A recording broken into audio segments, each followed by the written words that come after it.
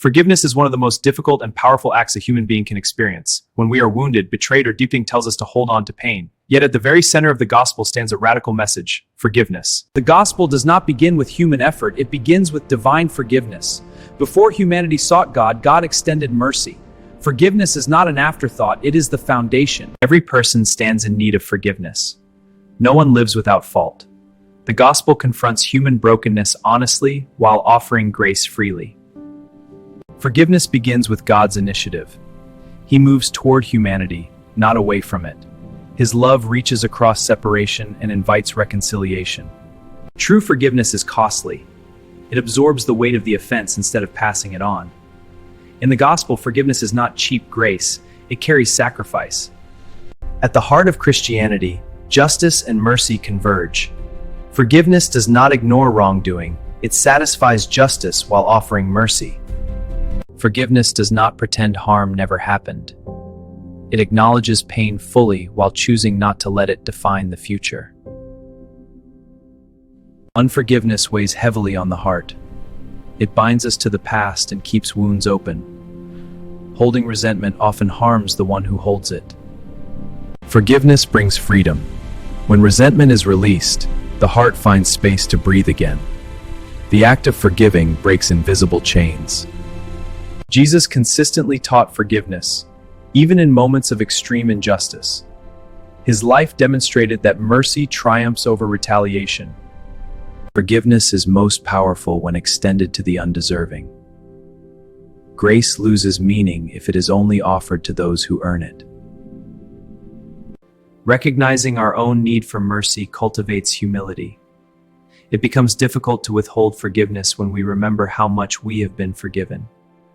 Forgiveness opens the door to reconciliation, though reconciliation may require time and wisdom.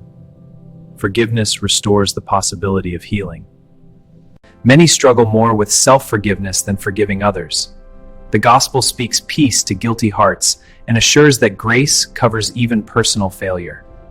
Healing often begins when forgiveness is chosen. While scars may remain, bitterness begins to dissolve, making room for renewal. Forgiveness is sometimes instant, but often it is a process.